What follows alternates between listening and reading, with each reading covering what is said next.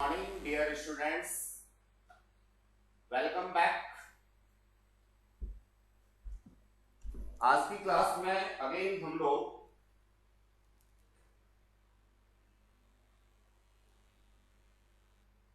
Current electricity के बारे में पढ़ना चाहेंगे। Dear students, in each and every class मेरा एक स्टेटमेंट रहता है कि today's class is very important. बच्चों, फिजिक्स की एक ये खूबसूरती है कि हर क्लास हमारी जो भी कमिंग क्लास होती है उसके साथ अटैच होती है। जब तक हम कंटिन्यूएशन में सारी क्लासेस को नहीं लेते तब तक निश्चित रूप से हम लोग कंटेंट को तैयार नहीं कर सकते। इसलिए बच्चों, ये निश्चित रूप से मान के चलिएगा कि हर क्लास हमारी इंपॉर्टेंट होती है। सीक्वेंस स्किप करके अगर आप फिजिक्स को अंडरस्टैंडिंग में डालना चाहते हैं तो वो पॉसिबल नहीं है। Sequence at any how disturb नहीं होनी चाहिए। मैं ऐसा मानता हूं, जितने भी स्टूडेंट्स पढ़ते हैं उनमें 95% बच्चे ये गलती करते हैं। सिर्फ 5% स्टूडेंट होते हैं। अगर मैं आईआईटी के सिलेक्शन की बात करता हूं तो 5% के बीच में ही कंपटीशन है। 95 तो कंपटीशन से बाहर है। वो तो सिर्फ आईआईटी एग्जामिनेशन ऑर्गेनाइजर्स को पैसा देने का काम करते हैं, इसके अलावा कुछ नहीं करते। आलतू फालतू के दुनिया भर के कोचिंग इंस्टीट्यूट्स का बिजनेस रन कराते हैं। इसके अलावा उनका सिलेक्शन से कोसों दूर तक कोई रिलेशन नहीं होता। कहीं फाइट में ही नहीं होते। फाइट में तो सिर्फ 5% स्टूडेंट होते हैं और उन 5% स्टूडेंट्स में से ऐसे मान के चलिए कि अराउंड 10% स्टूडेंट सेलेक्ट हो जाते हैं। तो बच्चों, सबसे पहला काम तो यही है कि जो फाइट वाले 5% स्टूडेंट हैं उनके बीच में हम आ जाएं। और उनके बीच में हम तभी आ सकते हैं जब हम स्पेशली फिजिक्स को या केमिस्ट्री को कंटिन्यूटी में पढ़ें। अगर कंटिन्यूटी ब्रेक हुई तो फिजिक्स और केमिस्ट्री में कुछ भी मिलने वाला नहीं है। इसलिए हमारी हर क्लास इंपॉर्टेंट होती है। हर क्लास का अपने आप में मीनिंग होती है। Let us start. आज हम लोगों को बड़ा ही अगेन इंपॉर्टेंट कॉन्सेप्ट पढ़ना है। केवीएल और केसीएल क्या होते हैं, कैसे होते हैं, अभी डिस्कस करेंगे। उससे पहले कुछ थोड़ी आसान सी चीजें जिनकी जरूरत हम लोगों को कई बार पड़ती है। हीटिंग इफेक्ट ऑफ करंट या जूल हीटिंग। देखो बच्चों, जब आप किसी भी कंडक्टर को किसी बैटरी सोर्स के साथ लगाते हो, ईएमएफ सोर्स के साथ लगाते हो, तो ऑब्वियसली इसमें करंट फ्लो होती है। या मैं कहूं अपोजिट डायरेक्शन में इलेक्ट्रॉन्स फ्लो होते हैं, that is electronic current, that is conventional current again. अब जब इलेक्ट्रॉन फ्लो होंगे, ड्रिफ्ट करेंगे, आपस में टकराएंगे, तो टकराने पे 100% परफेक्ट कोलिजन का कॉन्सेप्ट हम लोग लेकर के चलते हैं। तो अपनी जो काइनेटिक एनर्जी होगी उसको ये एक दूसरे को डिलीवर करेंगे और यहां से हीट डेवलप होगी। अगर किसी भी रेसिस्टर के थ्रू या कंडक्टर के थ्रू, दोनों ही बातें हैं, हीट डेवलप होती है तो उसे हम लोग हीटिंग इफेक्ट ऑफ करंट, या चूंकि जूल ने सबसे पहले इस चीज को ऑब्जर्व किया, बताया, तो जूल हीटिंग इफेक्ट के नाम से जानते हैं। ये इफेक्ट हमारा इरिवर्सिबल इफेक्ट होता है बच्चों। एक बार रेसिस्टेंस के थ्रू हीट डेवलप हो गई तो इस हीट को हम वापस इलेक्ट्रिसिटी में कन्वर्ट नहीं कर पाते, इसलिए हम लोग इरिवर्सिबल इफेक्ट कहते हैं इसे। वो क्या रहा है, बड़ा सिंपल सा कॉन्सेप्ट है।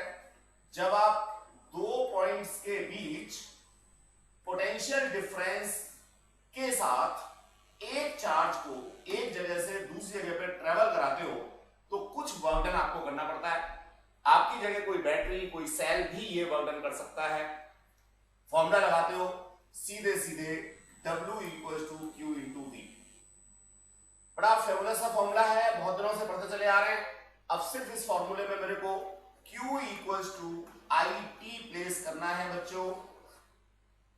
अगर मैं इसे डिफरेंशियल फॉर्म में कंसल्ट करना चाहूंगा तो ये मेरे पास dW हो जाएगा, ये यहां पर मेरा dQ हो जाएगा और ये dQ हो जाएगा, ये dt हो जाएगा।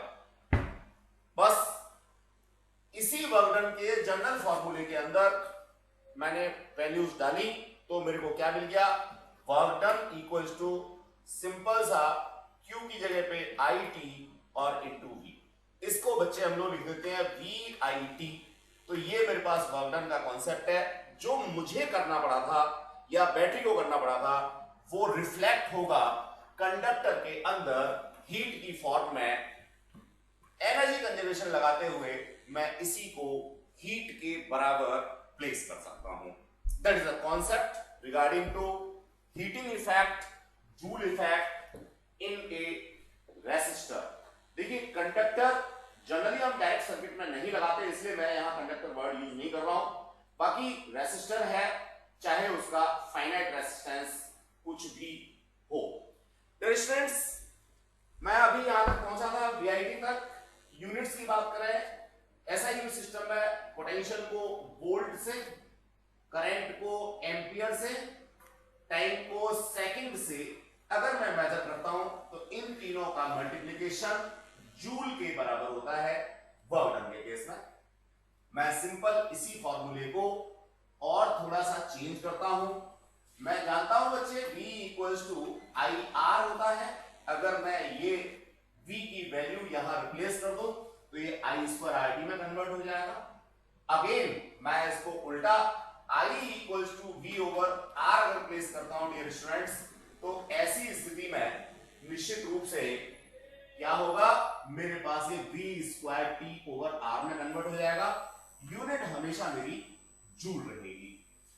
अब अगर मैं बात करूं हीट एंड थर्मोडायनेमिक्स के इवोल्यूशन से पहले की, हीट एंड थर्मोडायनेमिक्स की ब्रांच जब हम लोगों की इफेक्ट में आई उससे पहले की, तो नो डाउट हम लोग हीट एनर्जी को कैलोरी में क्या करते थे, मेजर करते थे।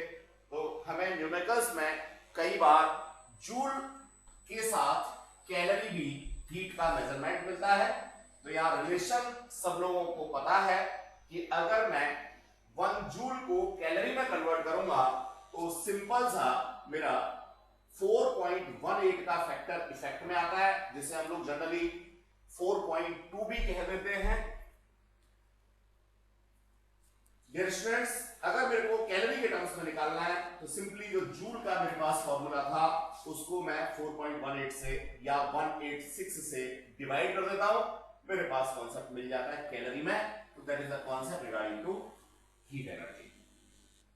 तो बच्चों एसी सर्किट्स के लिए ये कंपैरेटिवली ज्यादा अच्छा काम करता है। उसका रीजन ये है कि जब डीसी सर्किट्स होते हैं, डायरेक्शनल करंट्स होती हैं, तो डायरेक्शनल करंट में हीट के साथ साथ करंट के कुछ इफेक्ट्स और भी आ जाते हैं। It may B inductive effect, it may B magnetic effect. तो जब भी हम लोग बात करेंगे हीट की तो उसमें एसी को प्रीफर करेंगे, ऑल्टरनेटिंग करंट्स को प्रीफर करेंगे। That is a concept regarding to heat बच्चों। अब जब भी मैं एसी की बात करता हूं तो अभी मैंने चूंकि एसी पढ़ा नहीं है तो बहुत ज्यादा मुझे जानकारी नहीं है, मुझे का मतलब स्टूडेंट्स को, आपको बहुत ज्यादा जानकारी नहीं है। तो एसी में बेसिकली 3 तरह की वैल्यूज होती है। एक पीक वैल्यू होती है, एक आरएमएस वैल्यू होती है, एक एवरेज वैल्यू होती है। तो हम लोगों को आरएमएस वैल्यू ही यहां फॉर्मूले में कंसल्ट करनी होती है। आरएमएस आप लोग 11th में पढ़ के आए हो काइनेटिक थ्योरी के अंदर, रूट मीन स्क्वायर वैल्यू क्यों लाते हैं, कैसे लाते हैं, क्या जरूरत है, ये सब हम लोग जब करंट इलेक्ट्रिसिटी में आगे बढ़ करके एसी की बात करेंगे, ऑल्टरनेट करंट की बात करेंगे, हमारा चैप्टर नंबर आई थिंक 7 होगा, तब इसको डिस्कस करेंगे। बस ये बताना था कि यहां पे अगर पोटेंशियल डाल रहे हो या करंट डाल रहे हो तो आपको IRMS या VRMS डालना होता है एसी के केस में। इन केस कोई बच्चा हमारी क्लासेस से आगे चल रहा है, न्यूमेरिकल्स कर रहा है, उसको प्रॉब्लम आती है, तो इस बात को मैंने यहां पे ब्रीफ किया है। चलिए अब हम लोग आगे बढ़ेंगे। अगर हमें हीट का कॉन्सेप्ट मिल गया, वर्क डन का कॉन्सेप्ट मिल गया, तो नो डाउट हमें पावर का कॉन्सेप्ट भी समझना चाहिए स्टूडेंट्स। पावर क्या है? Rate of doing work. Each and everyone knows. देखो बहुत अच्छे नोट्स, आपको हर चीज हाईलाइट करके दे रखी है, बिल्कुल रेडी टू ईट है। ये सारे नोट्स हमारे ऐप के अंदर पड़े हुए हैं, आप वहां से डायरेक्ट पढ़ सकते हैं। इस वीडियो में आपको एम्फेसाइज करनी है समझने पे। अगर आपको अंडरस्टैंडिंग हो गई है, नोट्स बनाने हैं, रिवीजन करना है, तो हमारे ऐप के अंदर इन्हीं क्लासेस का जो दूसरा वर्जन है जिसपे हमने जूम्ड लिखा हुआ है, जिसमें टीचर की फेस दिखाई नहीं देती, सिर्फ आपको नोट्स दिखाई देते हैं, वॉइस सुनाई देती है, ऊपर से जो भी हम लोग एक्सप्लेनेशन दे रहे हैं, जस्ट लाइक मैंने ये एनसर्कल किया, ये सब दिखाई देता है। तो नोट्स आप वहां से बनाएं। टीचर का फेस बहुत ज्यादा जरूरी नहीं है, तो अगर आपको लगता है कि नहीं एक फील चाहिए, टीचर की प्रेजेंस चाहिए, तब आप लोग इन क्लासेस को प्रीफर करें। चलिए, तो बच्चों हम लोग रेट ऑफ डूइंग वर्क की बात करते हैं, work done upon time that must B power. अब वर्क डन का फॉर्मूला हम लोगों के पास में, या हीट एनर्जी का फॉर्मूला हम लोगों के पास में है, अभी हम लोग पढ़ के आए हैं, that was VIT over T, T से T कैंसिल आउट हो जाएगा बच्चों। पावर का जो कॉन्सेप्ट है वो V इंटू I आ जाएगा। यूनिट की बात करेंगे, ये वोल्ट होगा, ये एम्पियर होगा। वोल्ट और एम्पियर दोनों को हम मल्टीप्लाई कर देते हैं तो यहां आ जाता है वॉट। जेम्स वॉट साइंटिस्ट है, एम्पियर साइंटिस्ट है, वोल्ट साइंटिस्ट है। तो ये एक ऐसा हमारा यूनिट का कॉन्सेप्ट है जिसमें तीनों ही साइंटिस्ट हैं। वॉट को कैपिटल W से हम लोग डिनोट करते हैं बच्चों। तो ये मेरे पास SI सिस्टम में यूनिट का कॉन्सेप्ट आ गया। फॉर्मूले की बात करें, electric power equals to what, current multiplied by voltage. SI unit की बात करें तो हम लोगों ने यहां वर्क डन अपॉन टाइम किया, जूल अपॉन कूलम किया, वॉट की हम लोगों को डिफाइन यहां से मिल गई। 1 watt equals to 1 volt multiplied by 1 ampere, जो मैंने यहां आपको एक्सप्लेन किया था।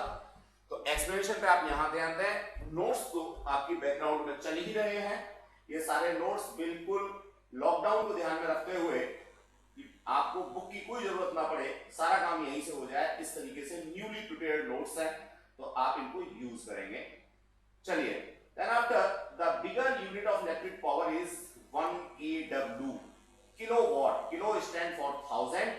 तो बच्चों जब हमें इलेक्ट्रिकल पावर ज्यादा क्वांटिटी की जरूरत होती है तो हम या तो किलोवाट में मेजर करते हैं या तो मेगावाट। ध्यान रहे M here is capital, small नहीं है बच्चों।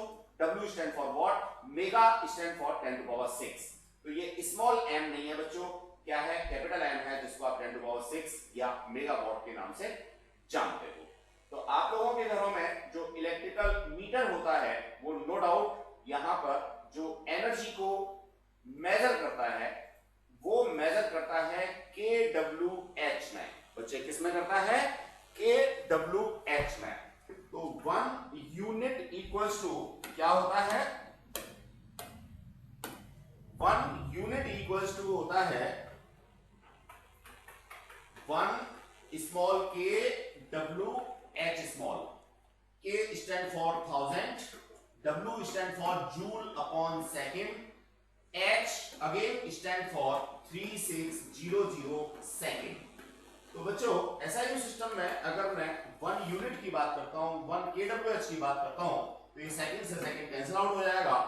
इट विल बिकम 3600 और 3 जीरो ये वाली, इसको आप लोग 3.6 into 10 to power 6 जूल लिख सकते हो। यानी आप अगर अपने घर में 3.6 into 10 to power 6 joule energy consume कर लेते हो, खर्च कर लेते हो किसी भी मैटर में, it may B light energy, may be sound energy, may be in TV, may be in motor, तो आपको 1 यूनिट का पैसा देना पड़ता है। ये 1 यूनिट जो हमने लिया हुआ है वो है बोर्ड ऑफ ट्रेड यूनिट से बच्चों। तो बोर्ड ऑफ ट्रेड यूनिट का लास्ट वाला हम लोगों ने यूनिट उठा लिया है, तो 1 यूनिट का मतलब होता है 1 kWh। नो डाउट ये एनर्जी की यूनिट है, ये नो डाउट वर्क डन की यूनिट है, जिसका आप लोग टेरिफ के अकॉर्डिंग पेमेंट करते हो। चलिए, तो electrical power, electrical work done, board of trade unit, I hope so ये सारी चीजें समझ में आ गई होंगी। बड़ी इंटरेस्टिंग है, न्यूमेरिकल्स में बीच बीच में छोटी छोटी कहीं जरूरत पड़ जाती है, तो वो हम लोग यहां से डिस्कस करते हैं। डियर स्टूडेंट्स, अब हमारा एक बिल्कुल नया सिनेरियो शुरू होता है, that is measurement of current and potential. सब लोग जानते हैं इलेक्ट्रिकल सर्किट के अंदर अगर हमें करंट को मेजर करना होता है तो एम्पियर मीटर लगा देते हैं सीरीज में, जिसका रेसिस्टेंस बहुत कम होता है, और पोटेंशियल को मेजर करने के लिए पैरेलल में लगा देते हैं क्या, वोल्ट मीटर को, जिसका रेसिस्टेंस एक्सट्रीमली हाई होता है बच्चों, बहुत ज्यादा होता है बच्चों। लेकिन ये तो मेजरिंग इंस्ट्रूमेंट्स हैं जिनकी हेल्प से हम लोगों ने मेजरमेंट कर लिया।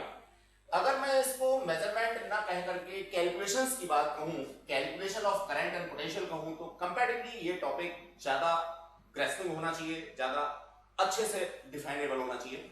तो बच्चों हम लोग यहाँ एम्पियर मीटर और वोल्ट मीटर की बात नहीं करेंगे। हम लोग यहाँ इलेक्ट्रिकल लूप्स के अंदर, इलेक्ट्रिकल सर्किट्स के अंदर कैसे करंट को कैलकुलेट करेंगे, कैसे पोटेंशियल को कैलकुलेट करेंगे, ये बात सीखने जा रहा है। तो इसमें बेसिकली किरचॉफ ने काफी कुछ काम किया। तो दो लॉ हम लोगों को पढ़ने हैं, केवीएल एंड केसीएल। इसी की नेमिंग के बेसिस पे आज की क्लास का नाम भी आपको मिलेगा, केवीएल एंड केसीएल। क्या है ये, कैसे हैं, अभी हम डिस्कस करते हैं। उससे पहले कुछ एलिमेंट्री चीजें, जैसे सबसे पहले इलेक्ट्रिकल नेटवर्क क्या होता है। आपके घर में डिफरेंट बल्ब्स लगे हुए हैं, डिफरेंट ट्यूब्स लगी हुई हैं, एसी लगा हुआ है, गीजर लगा हुआ है, इन सबको मिला दो, इन सबका एक कंबाइंड फॉर्म अगर आप देखो तो that is exactly a network. ये एक नेटवर्क कहलाता है। ये आपके घर का नेटवर्क हो गया, फिर किसी कॉलोनी का नेटवर्क हो सकता है, फिर किसी शहर का नेटवर्क हो सकता है, फिर पूरे किसका स्टेट का हो सकता है। देन आफ्टर हम लोग इंडिया की बात करें तो वो भी एक नेटवर्क है। तो हम लोग नेटवर्क के साइज की बात करें तो बिल्कुल एक छोटा सा बल्ब और एक स्विच और आपने एक सोर्स लगा दिया तो वो भी नेटवर्क है, और पूरा एक लार्ज हम लोग बात करें तो वो भी नेटवर्क है बच्चों। तो नेटवर्क आई थिंक तो समझ में आ गया होगा। डिफाइन कभी पूछी नहीं जाती है, लेकिन अगर कभी लिखनी पड़े तो term electrical network is used for complicated system of electrical conductors. Conductors के साथ में रेसिस्टर्स भी हो सकते हैं, सेल्स भी हो सकते हैं, एनर्जी सोर्सेज भी हो सकते हैं, पावर हाउस भी हो सकते हैं। तो दैट इज नेटवर्क। अब बात है जंक्शन। देखो बच्चों, किसी भी कंडक्टर या किसी भी रेसिस्टर के किसी भी पॉइंट को हम लोग एज जंक्शन ट्रीट कर सकते हैं। जंक्शन का मतलब जहां दो चीजें आपस में जुड़ रही हों। मान लीजिए आपका एक तार था, कोई कंडक्टर था या रेसिस्टेंस वायर था, आप कहते हो मुझे तो इसमें जोड़ दिखाई नहीं दे रहा। बिल्कुल आपको दिखाई नहीं दे रहा, लेकिन हर एक मॉलिक्यूल के बाद दूसरा मॉलिक्यूल कहीं ना कहीं जुड़ा हुआ है। तो हम हर पॉइंट को एज जंक्शन ट्रीट कर सकते हैं। मानिए मैं इस तार को यहां से बीच में से काट देता हूं, काट दिए तो दो पीस बन गए। अब इनमें मैं क्या कर सकता हूं, यहां पे एक जॉइंट लगा करके इसको फिर दोबारा से यूज कर सकता हूं। तो एग्जैक्टली ये फिजिकल जॉइंट हो सकता है या एक हाइपोथेटिकल जॉइंट हो सकता है। तो इस जॉइंट को मैं जंक्शन कहता हूं। ये तो दो वायरों का मैंने जॉइंट आपको दिखाया, कोई जरूरी नहीं है दो ही होंगे। It may be possible student कि एक वायर ऐसे आया, एक ऐसे आया, एक ऐसे आया, एक ऐसे आया। आप अगर किसी भी इलेक्ट्रिकल बोर्ड को ओपन करके देखते हो तो उसमें आपको जंक्शन बड़े आराम से मिलता है। एक ही पॉइंट पर कई सारे वायर आकर के जुड़े हुए होते हैं, तो दैट इज जंक्शन। इसको हम लोग बच्चे जंक्शन कहते हैं। यहां डिफाइन दे रखी है हमने, टू और more conductors are joined together is termed as junction. तो this point must be treated as junction. तो जंक्शन में कितनी भी वायर्स हमारी आकर के एक ही पॉइंट पे कनेक्ट हो सकती है। Then after we are moving towards a loop और मैश। देखो बच्चे, मैश या लूप की जब भी मैं बात करूंगा तो हमेशा समझ लीजिए it must be A close loop. ये हमेशा कैसा होगा, क्लोज होगा। ओपन एंडेड अगर है तो उसको मैं लूप कभी भी नहीं कह सकता। एक मैं सिंपल सा सर्किट बनाता हूं। मान लीजिए यहाँ पे एक मैंने बल्ब लगाया, यहाँ पे एक की लगाई और यहाँ पे एक सोर्स लगा दिया, और ये अगर ये मेरा पूरा कंप्लीट है, बैटरी के अंदर भी इलेक्ट्रोलाइट है। अगर कभी आपने बैटरी के अंदर से इलेक्ट्रोलाइट निकाल दिया, सिर्फ 2 प्लेट लगा दी, तो एग्जैक्टली वो फिर लूप नहीं कहलाएगा। बैटरी आपकी वर्किंग होनी चाहिए। कभी ऐसा ना हो कि बैटरी का जो इंटरनल रेजिस्टेंस है वो इनफाइनाइट हो गया, बहुत खराब सड़ी हुई पुरानी कोई बैटरी लगा दी है, आप कह रहे हो लूप है। बिल्कुल नहीं होगा। लूप अगर आपने कंसीडर करना है तो एक्टिव बैटरी होनी चाहिए, एक्टिव ईएमएफ सोर्स होना चाहिए, रेजिस्टेंस प्रॉपर होना चाहिए, या कंडक्टर्स आपके प्रॉपर होने चाहिए। ये स्विच लगाओ मत लगाओ डजंट मैटर। ये स्विच भी लूप तब कहलाएगा जब ये क्लोज है। अगर ये ओपन है तो लूप नहीं कहलाएगा बच्चों। तो लूप का मतलब समझ गए होंगे, एक मैश है, क्लोज कंडक्टिंग पाथ है जिसमें से करंट फ्लो हो सकती है या हो रही है। That will be termed as what, loop और मैश। देखो बच्चों, जब भी लूप की बात करेंगे तो हमेशा ध्यान रखिए, जब भी हम लूप की बात करेंगे उसमें हमारे पास इंग्लिश के ABCD 26 तक अल्फाबेट्स हैं। कम पड़ जाए तो स्मॉल वाले ले लो, और कम पड़ जाए तो उनकी कॉम्बिनेशन ले लो। आपने कभी देखा है यूट्यूब के लिंक को? यूट्यूब के लिंक में क्या होता है, YouTube के लिंक में बड़े लेटर, छोटे लेटर डिफरेंट ऑर्डर में मिलते हैं। आप सोचिए पूरे वर्ल्ड में कितनी YouTube वीडियोस आप लोग अपलोड करते हैं, देखते हैं, हर किसी को एक स्पेसिफिक नेम होता है, कभी एक नेम से आपको 2 वीडियो नहीं मिलती हैं। That is a combination of letters.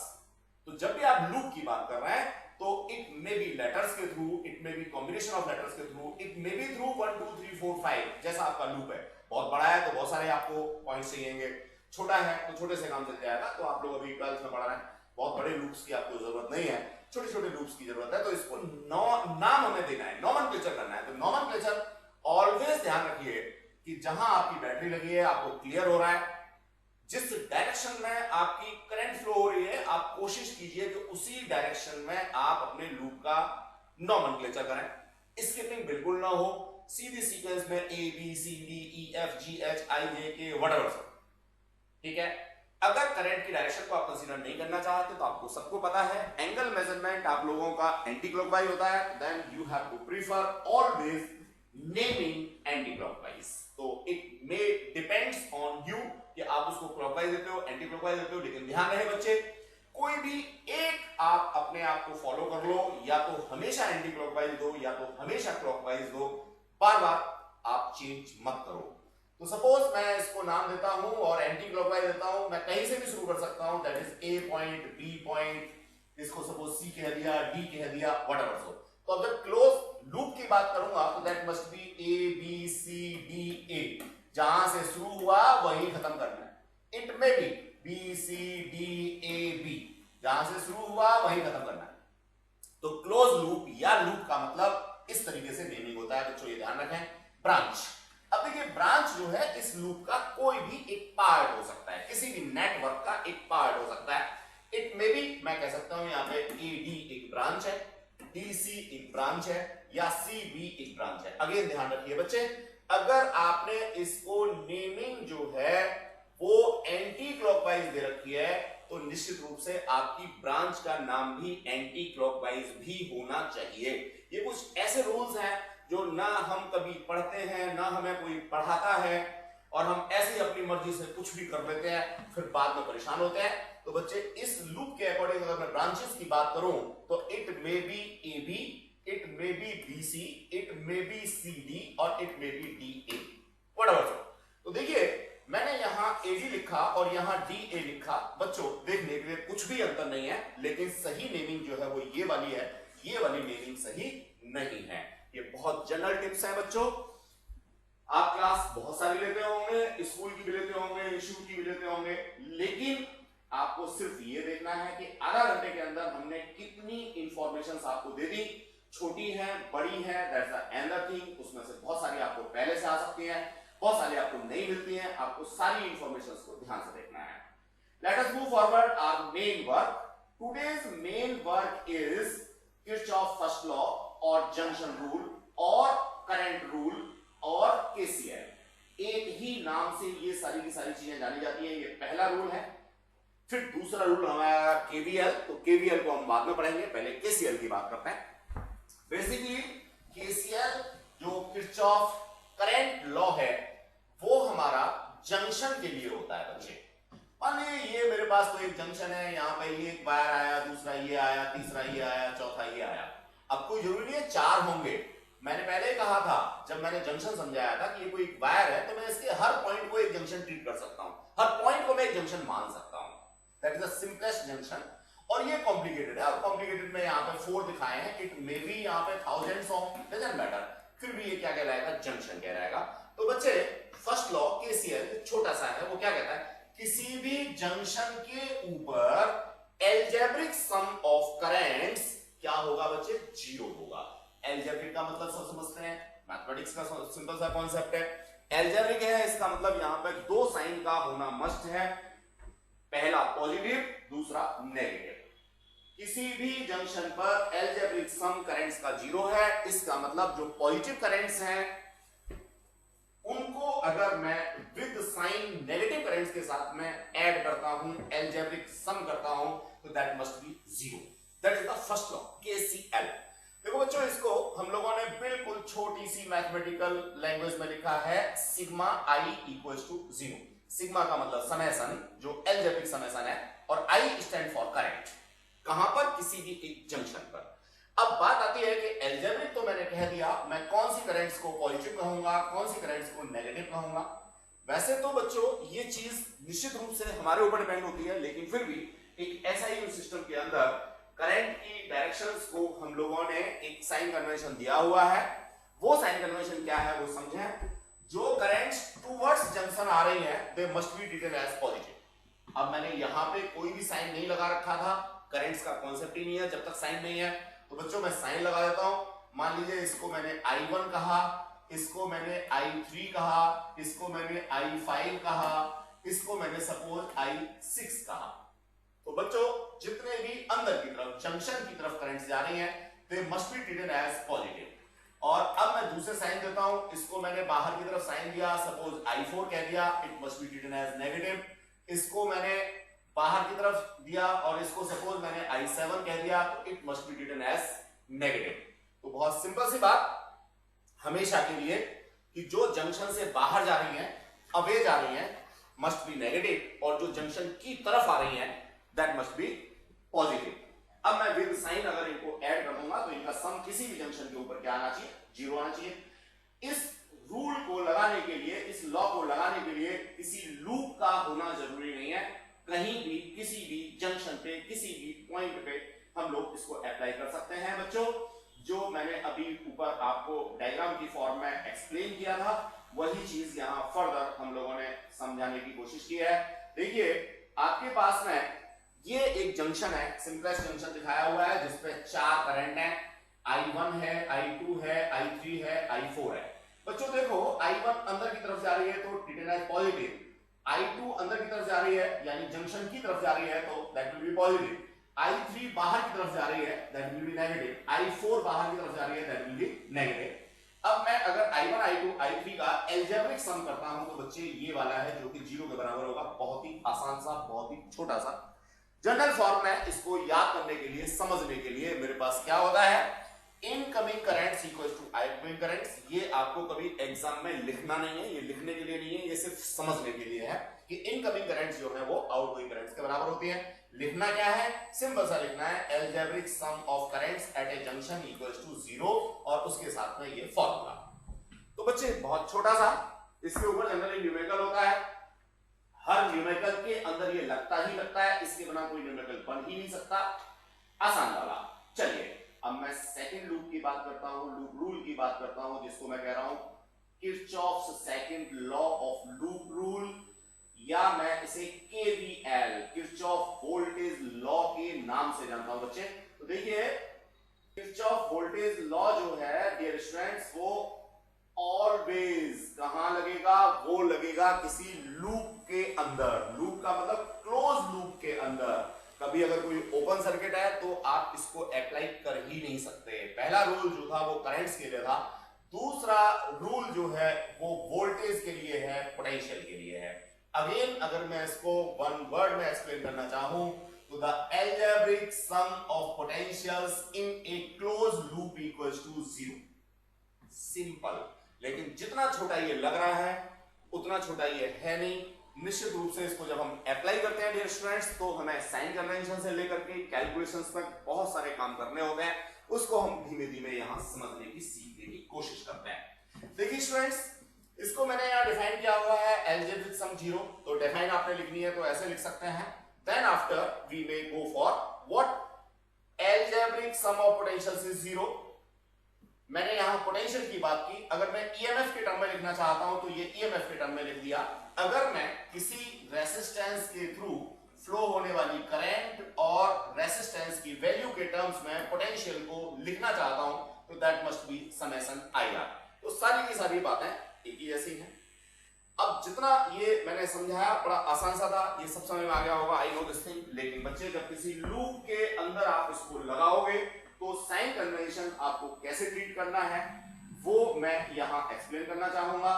उसको आपने एम्फसाइज करना है और तभी आपके न्यूमेरिकल्स हो पाएंगे।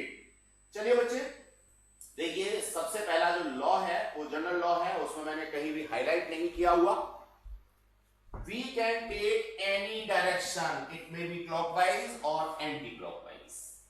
जो भी लूप है उसमें हम कुछ भी ले सकते हैं, क्लॉकवाइज ले सकते हैं या एंटी क्लॉकवाइज ले सकते हैं, जिसके लिए अभी मैंने 2 मिनट पहले ही आपसे डिस्कशन दिया था कि हमारी कोशिश होती है हम करंट की डायरेक्शन में लूप का नाम दें या फिर ऑलवेज हम एंटी क्लॉकवाइज ट्रीट करें, बिकॉज ऑफ जो भी हमारी एंगल मेजरमेंट्स होती हैं उसी की कन्वेंशन को अगर मैं यूज कर लेता हूं तो एंटी क्लॉकवाइज मेरे लिए प्रीफरेबल होना चाहिए। कोई जरूरी नहीं है, कहीं लिखा नहीं है कि एंटी क्लॉकवाइज ले लेना है, प्रीफरेबल होना चाहिए। एक जैसा ही आपने हमेशा नाम देना है, ये बात ध्यान रखेंगे। चलिए, इसके बाद जो सेकंड है उसमें देखिए बहुत सारा कुछ हाईलाइट हमने कर रखा है। पहले तो सारा रेड दिया है, फिर उसके अंदर अपना फेवरेट कलर पर्पल दिया हुआ है। तो क्या है, बड़े काम का है, समझेंगे। The EMF of cell is taken positive if the direction of traversal is from negative to positive through the electrolyte। यानी सेल के अंदर की बात कर रहा है। इलेक्ट्रोलाइट कहां होगा, सेल के अंदर होगा, तो लूप में सेल जरूर कहीं नहीं होगा। अगर नहीं है चलो फिर भी मान लेते हैं, नहीं है तब तो ये हमें एक तरीके से डिसओबे कर देना है, इसको मानना ही नहीं है, सेल ही नहीं है तो क्या देंगे इसको। लेकिन अगर सेल है तो सेल के केस में सेल के अंदर जो करंट की डायरेक्शन है, जो हमारी इलेक्ट्रोलाइट के अंदर से फ्लो करने वाली है, उसको यहां समझाया हुआ है। क्या समझाया हुआ है, फिर समझते हैं हम लोग। The EMF of cell taken as positive, मेरे को पॉजिटिव लेना है। कब लेना है, जब मैं नेगेटिव से पॉजिटिव की तरफ जा रहा हूं। ये देखिए जरा यहां बच्चों, इस डायग्राम के अंदर सारी कुछ बात समझाई हुई है। सेल के अंदर यहां की बात मैं कर रहा हूं, मेरी करंट की डायरेक्शन नेगेटिव से पॉजिटिव की तरफ है, तो मेरे को अपना ईएमएफ पॉजिटिव लेना है। यही बात मैंने यहां लिखी हुई है। मैं इलेक्ट्रोलाइट के अंदर बात कर रहा हूं। पहली बात, नेगेटिव से पॉजिटिव की तरफ जा रहा हूं, नेगेटिव से पॉजिटिव की तरफ जा रहा हूं, तो मुझे ईएमएफ अपना पॉजिटिव लेना है। बच्चों ये मेरे को अपने दिमाग में बिठा लेना है। अब इसका उल्टा भी पॉसिबल है, आप उल्टा भी कर सकते हैं। कैसे कर सकते हैं, कोई बच्चा कहता है जी कि मैं तो पॉजिटिव से नेगेटिव जा रहा हूं, तो निश्चित रूप से ये ईएमएफ क्या हो जाएगा, मेरा नेगेटिव हो जाएगा। मैंने इस रूल को भी आगे लिखा हुआ है, लेकिन उसमें कोई भी हाईलाइट नहीं किया हुआ। आपको कंफ्यूज नहीं होना है, एक ही याद रखना है, वाइस वर्सा कह सकते हैं। चलिए, तो ये सेकंड रूल हम लोगों ने पढ़ लिया डियर स्टूडेंट्स, और पहली फिगर को ये करस्पॉन्ड करता है। सेकंड फिगर को जो करस्पॉन्ड करेगा वो हमने यहाँ पे थर्ड रूल दिया हुआ है, लेकिन थर्ड रूल में कोई भी मैंने यहाँ पे हाईलाइट नहीं किया हुआ, तो आप सिर्फ इसको समझ लेंगे।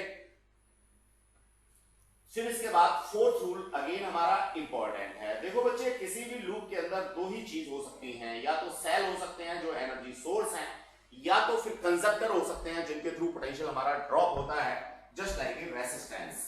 तो रेसिस्टेंस के थ्रू मेरा पोटेंशियल ड्रॉप अगर होता है तो उसकी साइन कन्वेंशन मैंने कैसे लेनी है, निश्चित रूप से it's correspond to rule number 2। Rule number 2 के साथ में 4th को आपने लगाना है, और 3 के साथ में 5 को लगाना है। तो मैं 3 और 5 की बात नहीं कर रहा, इनको मैंने हाईलाइट नहीं किया हुआ, मैंने सिर्फ 2 और 4 को हाईलाइट किया हुआ है, तो इन्हीं की बात मैं करूंगा। ठीक है, बाकी आप वाइस वर्सा लिख के कर सकते हैं। चलिए, द करंट रेसिस्टेंस, अब अगर किसी रेसिस्टेंस में से करंट फ्लो कर रही है तो पोटेंशियल ड्रॉप होगा ही होगा, सब लोग जानते हैं। इसको मैंने यहाँ IR लिखा है। प्रोडक्ट इज टेकन पॉजिटिव, यानी इन दोनों का जो प्रोडक्ट है, यानी इसके अक्रॉस होने वाला जो पोटेंशियल ड्रॉप है, जिसको मैं डेल्टा V भी लिख सकता हूं, कह सकता हूं, वो मुझे पॉजिटिव लेना है। कब पॉजिटिव लेना है, तब पॉजिटिव लेना है जब मैं उसी डायरेक्शन में चल रहा हूं जिस डायरेक्शन में मेरी करंट एक्चुअल में है। अब ये बात थोड़ी सी हो सकता है आपको प्रॉब्लम कर रही हो, मैं इसको लूप बना देता हूं पूरा पूरा। मान लीजिए मैंने यहां पे ये पूरा अपना लूप कंप्लीट कर दिया साहब। अब देखो, इस लूप को नाम दिया मैंने A, B, C और D। अब मेरी जो ट्रैवर्सिंग की डायरेक्शन है वो एंटी क्लॉकवाइज है, A, B, C, D, A। यानी मैं A से चलता हूं, B पे आता हूं, C पे जाता हूं, D पे जाता हूं, फिर A पे आ जाता हूं। तो मेरे जो ट्रैवर्स करने की डायरेक्शन है और करंट की डायरेक्शन इस सर्किट के अंदर या तो मैंने लेट किया है या तो दे रखी है, डजंट मैटर। मैं लेट भी कर सकता हूं, दे भी रखी होती है, लेकिन ऐसा ना हो कि उसने दे रखी है और मैं अपनी मर्जी से उसके ऊपर एक उल्टी और लगा दूं। ऐसा मुझे कभी नहीं करना है। अगर दे रखी है तो मुझे अपनी नहीं लेनी, और नहीं दे रखी तो मुझे अपनी एज्यूम कर लेनी है बच्चों, अपनी एज्यूम कर लेनी है, उसके अकॉर्डिंग रूल लगा देना है। हाँ, तो बच्चे हम लोग जो बात कर रहे थे वो क्या कर रहे थे कि ये मेरे पास एक कंप्लीट लूप हो गया जिसको नाम दिया मैंने ABCD। इसका मतलब मैं A से B पे आ रहा हूं, B से C पे जा रहा हूं, C से D पे जा रहा हूं। जिस डायरेक्शन में मैं ट्रेवर्स कर रहा हूं, जिस डायरेक्शन में मैं चल रहा हूं, उसी डायरेक्शन में करंट है। तो ऐसी स्थिति में पोटेंशियल ड्रॉप अक्रॉस रेसिस्टर मेरे को पॉजिटिव लेना है। अब इसका उल्टा नीचे दे रखा है कि मान लीजिए मैं ट्रेवर्स तो कर रहा हूं ABCD, कहने का मतलब यहां पे एंटी क्लॉकवाइज, और करंट गलती से दे रखी होती मेरे को इस तरफ, तो ऐसी स्थिति में यही पोटेंशियल ड्रॉप फिर मेरा नेगेटिव में ट्रीट होता। गेटिंग द कांसेप्ट और नॉट? तो बच्चे किसी भी लूप के अंदर पोटेंशियल ड्रॉप अक्रॉस रेसिस्टर मुझे कैसे लेना है, क्या साइन कन्वेंशन है? अब देखो मैंने तो अपनी तरफ से समझा दिया, 4 तरीके से समझा दिया, लेकिन जब तक आप इसको सेल्फ रियलाइज नहीं करेंगे, जब तक आप इसको खुद ग्रस्त नहीं करेंगे, अगर कोई डाउट आती है तो व्हाट्सएप नंबर हमने दिया हुआ है, आप व्हाट्सएप कर सकते हैं, मेरे से डिस्कस कर सकते हैं। वैसे इतनी बड़ी कोई बात नहीं है, बहुत छोटी सी बात है। चलिए, लेकिन इंपॉर्टेंट है, अगर आपने एक जगह करंट की डायरेक्शन या पोटेंशियल की डायरेक्शन को गलत लिख दिया, माइनस का प्लस, प्लस का माइनस कर दिया, तो आंसर आपका गलत आना ही है। और जहां 2 क्वेश्चंस का आंसर गलत आया तो निश्चित रूप से फिर आपका मन फिजिक्स को पढ़ने में नहीं लगेगा। इसलिए आपके आंसर्स का सही आना जरूरी है, और आंसर सही तब आएंगे जब आप सही साइन कन्वेंशन यूज करेंगे। देखो स्टूडेंट्स, हमने क्या पढ़ा, इस बात को हम लोग इस डायग्राम के ऊपर जरा लगाने की कोशिश करेंगे, डिफरेंट लूप्स लेंगे। एक बात और, जो मैंने आपको हाईलाइटेड रूल नंबर 2 और 4 बताया था, अगर मान लीजिए आप उनका बिल्कुल उल्टा यूज कर लेते हैं, कोई फर्क नहीं है, जो इक्वेशन बनेगी उस इक्वेशन में, पूरी इक्वेशन के अंदर एक -1 बाहर कॉमन ले लेंगे तो सेम इक्वेशन आ जाएगी। ठीक है, आप पहले सीधे चल रहे थे, एक इक्वेशन आ गई, मान लीजिए आप उल्टे चल रहे हो तो एक माइनस का साइन आ जाएगा, इससे ज्यादा कुछ नहीं होने वाला। लेकिन आपको एक ही रूल फॉलो करना है, और आई होप सो जितने भी स्टूडेंट हैं जो मैंने रूल यहां दे रखे हैं उन्हीं को फॉलो करें तो ज्यादा अच्छी बात है। चलिए तो बच्चे, अब मैं जरा बात करता हूं इन लूप्स की। सबसे पहले तो मैं ये देखूं कि इसमें कितने लूप बन सकते हैं। जंक्शन रूल की तो कोई बात ही नहीं है, वो तो हर जगह लग सकता है, बड़े आराम से आप बता ही सकते हो। लूप कितने बन सकते हैं? देखो लूप जो मेरे बन सकते हैं, समझो सबसे पहला लूप बन सकता है मेरा, मैं बी से शुरू करता हूं, ए पे जाता हूं, एफ पे जाता हूं, सी पे जाता हूं, बी पे आ जाता हूं। पहला लूप मेरा ये नीचे वाला बन गया। दूसरा लूप मैं क्या करता हूं बच्चे, एफ से शुरुआत करता हूं, ई पे जाता हूं, डी पे जाता हूं, सी पे जाता हूं और एफ पे जाता हूं। दूसरा लूप ये बन गया बच्चे। अब मैं बीच वाली ब्रांच को थोड़ी देर इग्नोर करके एक बड़ा वाला लूप भी यहां पे बना सकता हूं।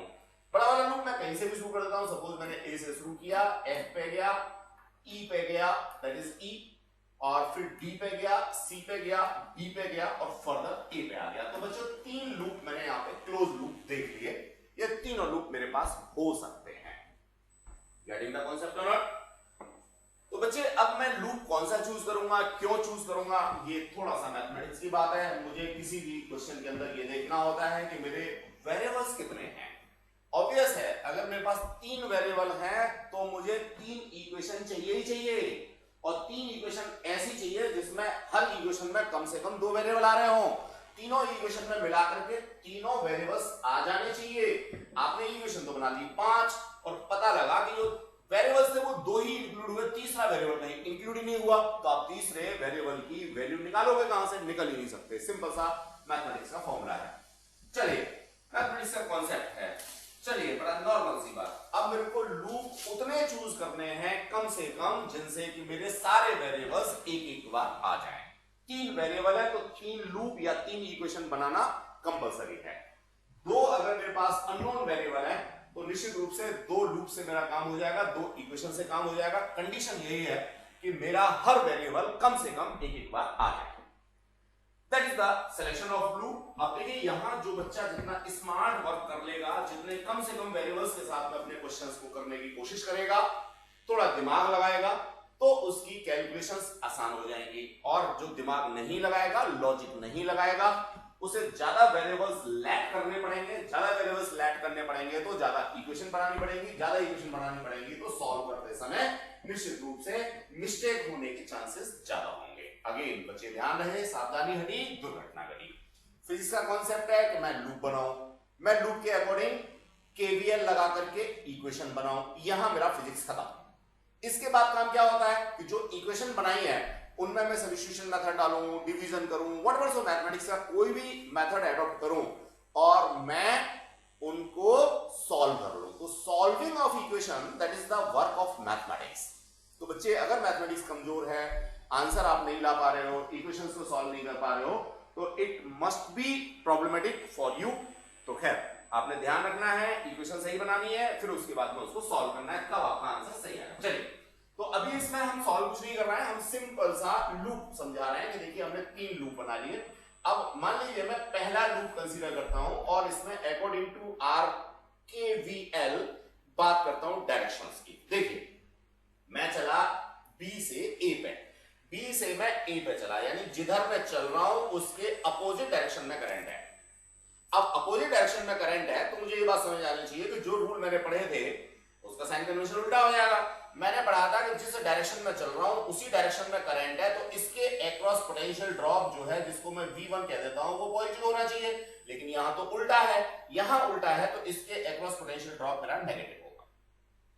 ये इसके अक्रॉस पोटेंशियल की बात आ गई। अब मैं इस सेल की बात करता हूं। सेल में मैंने क्या पढ़ा था? सेल में मैंने पढ़ा था कि अगर मैं पॉजिटिव से नेगेटिव जाता हूं तो मुझे क्या करना है? नेगेटिव ट्रीट करना है। ठीक है बच्चे, और अगर मैं नेगेटिव से पॉजिटिव आता हूं तो मुझे पॉजिटिव ट्रीट करना है। तो बच्चों दोनों रूल्स को ध्यान में रखते हुए मुझे अपना क्या बनाना है? यहां पे इक्वेशन बनाना है। फिर मैं आगे बढ़ता हूं। अब देखो यहां जो कॉन्सेप्ट था इसका अपोजिट कॉन्सेप्ट यहां पे है, तो अगर मैंने E1 को पॉजिटिव लिया है तो E2 मेरा ऑब्वियस है नेगेटिव हो जाएगा। बिल्कुल उसी तरीके से मैं ट्रेवर्स कर रहा हूं ऐसे। अब जिस डायरेक्शन में ट्रेवर्स कर रहा हूं उसी डायरेक्शन में करंट इस ब्रांच में दे रखी है, तो इसके अक्रॉस जो पोटेंशियल ड्रॉप होगा it must be again positive. अब मैं आगे C से B पे आया तो कहीं कोई ड्रॉप मेरा हो ही नहीं रहा। जब ड्रॉप नहीं हो रहा तो डियर स्टूडेंट्स यहां पे मुझे कुछ करना ही नहीं है। तो मेरे यहां पे पैरामीटर्स आएंगे, एक पोटेंशियल ड्रॉप इसके अक्रॉस, एक EMF ये, एक EMF ये और एक पोटेंशियल ड्रॉप ये 4 मेरे पास आएंगे। इन चारों का जो अलजेब्रिक सम है वो 0 के बराबर होगा। अब जो बच्चों मैंने पढ़ा उसकी इक्वेशन मैं आपको दिखा देता हूं। देखिए क्या इक्वेशन है, कैसे है, ये सब मैं हटा रहा हूं। ये आ गया मेरे पास ABCFA, ABCFA उल्टा लूप ले रखा है, कोई दिक्कत नहीं है, लेकिन यही वाला लूप है, कोई फर्क नहीं पड़ता। जो साइन कन्वेंशन मैंने लिया था, मैंने BAFC लिया था, तो जो मेरी इक्वेशन आ रही थी बस उसमें एक माइनस का साइन कॉमन आएगा और इक्वेशन वही आएगी जो यहां पे है। देखें जरा बच्चे, इसको अगर मैं नीचे वाले लूप को देखता हूं तो I1 R1, क्योंकि मैं कहां जा रहा हूं? A से B पे आ रहा हूं। देखो बच्चों A से B पे आ रहा हूं, मेरी नेमिंग जो है ABCFA है, तो A से B पे आ रहा है। ठीक है, तो जिस डायरेक्शन में मैं आ रहा हूं उसी डायरेक्शन में करंट है, तो इसके अक्रॉस पोटेंशियल ड्रॉप पॉजिटिव होगा। देखो बच्चों ये मैंने पॉजिटिव ट्रीट कर रखा है। गेटिंग द कांसेप्ट और नॉट? अब मैं आगे की बात करता हूं। आगे जरा देखें हम लोग क्या कर रखा है। आगे हम लोग यहां तक आ गए, अब यहां आ गए, इस पॉइंट पे आ गए। तो इस पॉइंट पे क्या हो रहा है बच्चों कि मैं लूप में ऐसे चल रहा था, लेकिन करंट मेरी अपोजिट दे रखी है। एक ही लूप के अंदर 2 करंट की डायरेक्शन हो सकती है, आप अपनी मर्जी से डिस्टर्ब नहीं करोगे। जो दे रखी है वो ठीक है, नहीं दे रखी तो आप इनिशियली अपनी मर्जी से कोई भी डायरेक्शन, कैसे भी, जैसे आपको अच्छा लगता है, हालांकि डायरेक्शन देने के भी तरीके हैं, हम लोग किसी क्वेश्चन के अंदर डिस्कस करेंगे, तो अपनी तरफ से कोई भी डायरेक्शन दे सकते हैं, उसके अकॉर्डिंग इक्वेशन बनाइए। मान लीजिए आपने कॉन्सेप्चुअली कोई डायरेक्शन उल्टी दे दिया, कोई फर्क नहीं है, अगर आपका सॉल्यूशन इक्वेशन का ठीक है तो ऐसी स्थिति में बस एक माइनस का साइन करंट के आगे आ जाएगा। अगर माइनस का साइन करंट के आगे आ गया, इसका मतलब जो आपने करंट की डायरेक्शन लेट की थी वो उधर नहीं है, उसके अपोजिट डायरेक्शन में, बस इतनी सी बात। तो आप गलती एक जगह कर सकते हैं, मान लीजिए कॉन्सेप्चुअली आपसे गलती हो गई, मैथमेटिकली आप ठीक कैलकुलेशन कर रहे हो, सही आपने KVL लगाया तो एक माइनस का साइन आएगा, आपका कॉन्सेप्ट ठीक हो जाएगा, आपने उल्टा कर दिया। लेकिन आपने डायरेक्शन भी उल्टी ले ली और फिर कैलकुलेशन में भी माइनस प्लस की गलती कर दी, तो फिर तो कुछ नहीं हो सकता। चलिए, तो बच्चे मैं यहां बात कर रहा था कि R2 के अक्रॉस जो मेरी ट्रैवर्सिंग डायरेक्शन है वो ये है और करंट की डायरेक्शन ये है, दोनों एक दूसरे के अपोजिट आ रही हैं। इसका मतलब इसके अक्रॉस जो पोटेंशियल ड्रॉप है, जिसको मैं I2 R2 कहूंगा, उसके आगे मेरे को ये माइनस का साइन लेना होगा, जो कि देखो यहां पे ये माइनस का साइन ले रखा है। अब इसी तरह से मैं आगे बढ़ता हूं। मैंने अपने लूप की शुरुआत जो की है वो ए से की है। तो ए से जब मैं ऐसे चल रहा था, सबसे पहले मेरा सेल आ रहा था, सेल में मैं नेगेटिव से पॉजिटिव की तरफ आ रहा हूं, और according to my sign convention inside cell अगर मैं नेगेटिव से पॉजिटिव आता हूं तो ईएमएफ मेरा होता है बच्चों पॉजिटिव, तो मैंने इसको पॉजिटिव लिया हुआ है। अब मैं यहां से चल के ईएमएफ की बात कर ली, इसके अक्रॉस पोटेंशियल ड्रॉप की बात कर ली, इसके अक्रॉस पोटेंशियल ड्रॉप की बात कर ली, लास्ट में मेरा बचता है ये वाला। अब इसमें अगर मैं देखता हूं बच्चों तो इसमें क्या देख रहा हूं, मैं ट्रैवर्स कर रहा हूं ऐसे, तो पॉजिटिव से नेगेटिव गया।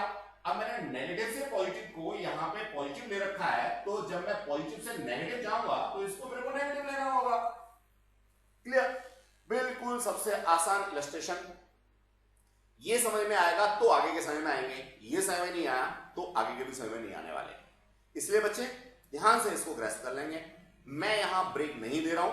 आप जब इस क्लास को देखेंगे घर पे तो आप यहां पॉज करके आराम से अपने आप से अंडरस्टैंडिंग डेवलप करेंगे जो मैंने समझाया है। तो देखो बच्चों, मेरी क्लास अगर यहां पौना घंटे की है तो मैं ऐसा समझता हूं कि आपको पॉज करके इसको कम से कम 1.5 घंटे में देखना चाहिए। ऐसा मैं क्यों करता हूं? ऐसा मैं इसलिए करता हूं कि यहां आपको बीच में बिल्कुल भी ब्रेक नहीं देता।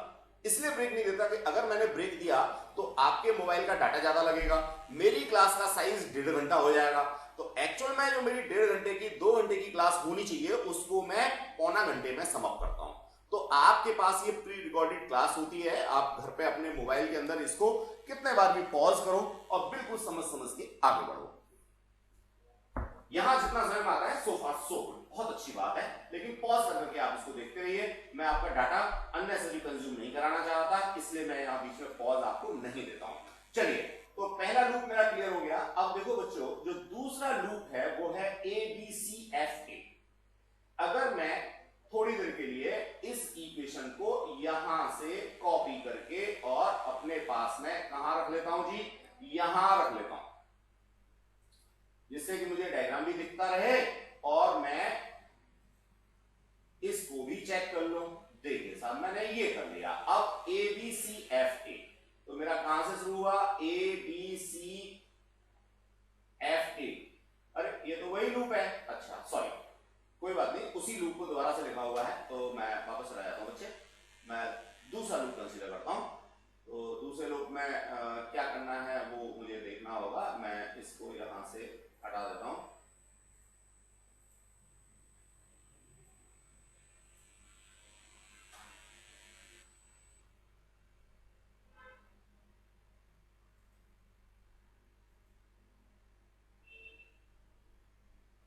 चलो मैं दूसरा लूप लेके आ जाता हूं। दूसरा लूप बच्चे मैं ले लेता हूं, क्या ये रहा, सिमिलरली अप्लाइंग, ये है CDEFC। तो ये वाला लूप दूसरा मैं कंसीडर करता हूं और इस दूसरे लूप को मैं जो है यहां से कॉपी करता हूं और कॉपी करके जहां मुझे चाहिए था, जो मैं एक कर चुका हूं, उसके ऊपर इसको लगा लेता हूं आपको समझाने के लिए, एट ए टाइम दिखाने के लिए। That is the concept. देखो बच्चों, अब CDEFC मैंने C से शुरू किया। कहां से शुरू किया बच्चों? C से शुरू किया, बिल्कुल एलिमेंट्री चीज। मैंने C से शुरू किया, C पे खत्म किया और D की तरफ चल रहा हूं। तो C से मैंने यहां से शुरू किया, D पे जा रहा हूं, C से D पे गया, D से ऐसे गया, ऐसे गया, ऐसे गया और ऐसे आ गया, ये वाला आ गया। ठीक है बच्चों, EF से। ठीक, अब मेरे को अपनी इक्वेशन C से शुरुआत करनी है। देखो C से D तक कुछ भी नहीं है तो मुझे कुछ नहीं लिखना। फिर इसके बाद D से मैं E की बात करता हूं। तो बच्चे मेरी करंट की डायरेक्शन और मेरी ट्रैवर्सिंग डायरेक्शन दोनों सेम है। जब दोनों सेम है तो इसके अक्रॉस जो भी पोटेंशियल ड्रॉप है मैं वो प्लस का कंसीडर करूंगा और प्लस का हो जाएगा। मेरे पास देखो करंट कितनी है, यहाँ पे I1 प्लस I2 है, तो मेरे को ब्रैकेट में I1 plus I2 as it is लिखनी है बच्चे, मल्टीप्लाइड बाय ये जो रेसिस्टेंस है। ये रेसिस्टेंस कितना है बच्चे? ये रेसिस्टेंस है R3, तो मैंने R3 लिख दिया। तो बच्चों ये पोटेंशियल ड्रॉप, इसके अक्रॉस मेरा पोटेंशियल कैसा होगा? पॉजिटिव होगा। तो देखो बच्चों, ये मैंने यहाँ पे पॉजिटिव ले रखा है। अब इसके बाद आता है मेरा क्या, ये सेल। सेल में मैं ट्रैवर्स कर रहा हूं नेगेटिव से पॉजिटिव की तरफ, और जब मैं नेगेटिव से पॉजिटिव की तरफ बात करता हूं तो ये मेरा पॉजिटिव होना चाहिए, मैंने पॉजिटिव ले लिया। अब इसके बाद अगर मैं बात करता हूं इसके थ्रू, तो देखो जिस डायरेक्शन में मैं ट्रैवर्स कर रहा हूं उसी डायरेक्शन में मेरा क्या है, रेसिस्टेंस है। तो I2 R2 जो होगा वो भी मेरे पास पॉजिटिव होगा। देखो बच्चों मैंने यहाँ पे इसको पॉजिटिव ले रखा है। तो साइन कन्वर्जन के अकॉर्डिंग आप लोग अपनी इक्वेशन बनाएंगे। अगेन ध्यान रखिए, सावधानी घटी दुर्घटना घटी। चलिए तो बच्चों मैं समझता हूं कि आज की क्लास में हम इतना ही करें, ये समझ लें। और इसके बेसिस पे ये मैंने सॉल्व एग्जांपल दे रखा है। क्या है? Find the potential difference across each cell and the rate of energy dissipating in R. तो ये जरा देखें, इसमें हमें किरचॉफ रूल लगा करके पहले इक्वेशन बनानी है। इक्वेशन बना करके फिर उनको सॉल्व करना है। देखो बच्चे सॉल्यूशन दे रखा है, रूल्स जो मैंने समझाए हैं वो एज इट इज आपको लगाने हैं। तो पहले आप अपनी इक्वेशन खुद बना लेंगे यहाँ पे। उन इक्वेशंस को बनाने के बाद आप इन इक्वेशंस के साथ मैच करेंगे। पूरी इक्वेशन में अगर एक माइनस का साइन कॉमन आकर के आपकी मैच कर रही है तब भी चलेगा, और एज इट इज आ रही है तब भी चलेगा। ठीक है, तो सबसे पहले इक्वेशन अपने आप बनानी है, मेरे बनाने से कुछ नहीं होने वाला। जो मैंने रूल्स आपको ऊपर समझाए हैं 2 और 4 नंबर, उनके बेसिस पे इक्वेशन बन जाएगी आपकी। फिर आपको क्या करना है बच्चे, जब इक्वेशन आपकी ठीक हो जाए, यहां से मैच कर लो, तो फिर इनको सॉल्व करके अपना आंसर डियर स्टूडेंट्स निकालना है। ऊपर क्वेश्चन दिया हुआ है ये वाला, फिर यहां ट्रैवर्सिंग दिखा रखी है। ऊपर देखिए करंट की डायरेक्शन कोई भी नहीं है, नीचे करंट की डायरेक्शन कैसे लैग करनी चाहिए ये बात समझा रखी है। तो ये बात मैं आपको समझा देता हूं। हालांकि अगर आप कहीं करंट की डायरेक्शन उल्टी भी चूज कर लेंगे, लगा लेंगे, तो कोई फर्क पड़ने वाला नहीं है। चलिए देखो बच्चों, मैं सबसे पहले यहां बात करता हूं। मेरे पास ये सोर्स है, तो हमेशा सर्किट में किसी भी सेल के बाहर पॉजिटिव से नेगेटिव की तरफ करंट होती है। तो आपने इसको ये डायरेक्शन दे दी, क्योंकि ये पॉजिटिव है, पॉजिटिव से बाहर निकल रही है आपकी कन्वेंशनल करंट। नाम दे रखा है, बहुत बढ़िया बात है। नहीं तो आपने इसको, चूंकि ये 2 लिए हुए था, सेल नंबर 2 था, तो आपने करंट भी इसको 2 कह दिया। अब जी आगे बढ़े, दूसरा सेल ये है मेरा। अब दूसरा सेल ये है, तो यहां भी ये पॉजिटिव से बाहर करंट निकलेगी। ये सेल मेरा E1 है, तो मैंने करंट का नाम दे दिया I1। अब ये करंट ऊपर से यहां आई, ये करंट नीचे से यहां आई। इस पॉइंट पे जरा देखो, जंक्शन रूल लग रहा है, ऊपर से नीचे, नीचे से ऊपर। इसका मतलब इस ब्रांच में जो मेरी करंट जाएगी वो ये दोनों ही जाएंगी, दोनों ही करंट जाकर के समप हो जाएंगी। तो I1 प्लस I2 कह दिया। अब जरा देखो, यहां पे आ गए तो यहां तक तो एक ही रास्ता है, एक ही रास्ता है, तो यहां भी I1 प्लस I2 होगा। लेकिन जब इस जंक्शन पर मैं पहुंचूंगा तो मेरे को 2 रास्ते मिल रहे हैं, एक नीचे मिल रहा है और एक मिल रहा है बच्चों ऊपर।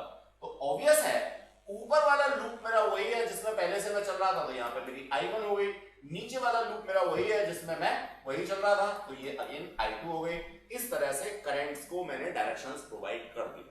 अब इट मे बी कि इनमें से कोई एक सेल सपोज घटिया वाला है और एक बहुत बढ़िया वाला है। मैंने यहां ये माना है कि दोनों ही बढ़िया वाले हैं जो करंट दे रहे हैं। लेकिन मान लो एक सेल घटिया वाला है, तो फिर वो मेरे को आउटपुट नहीं देगा, वो चार्जिंग शुरू कर देगा, उसकी चार्जिंग होना शुरू हो जाएगी। तो कोई फर्क नहीं पड़ता। कैलकुलेशन करने के बाद सपोज I1 के आगे मेरा माइनस का साइन आ जाता है, तो इसका मतलब मुझे ये समझना है कि ये जो करंट की डायरेक्शन मैंने लैट कर रखी है, ये मैंने गलत लैट की थी। और गलत लैट की थी तो निश्चित रूप से मुझे फाइनल आंसर में ये बात लिख देनी है कि assumption made by us was wrong. Exactly the direction of current is in opposite as assumed by us. ऐसा हम लोग लास्ट में लिख देंगे। तो थैंक यू बच्चे, आज की क्लास में हम यही करेंगे। कुछ क्वेश्चंस हमने यहाँ आगे डाल रखे हैं, तो आई होप सो ये नेक्स्ट क्लास तक का आप लोगों का होमवर्क है। आप इन सारे क्वेश्चंस को कीजिए। बीच में आप चाहें तो मुझे व्हाट्सएप कर सकते हैं, कॉल कर सकते हैं। अगर कहीं कोई डाउट आपको आता है, नेक्स्ट क्लास में हम लोग एप्लीकेशंस पढ़ेंगे किसके, इन चीजों के।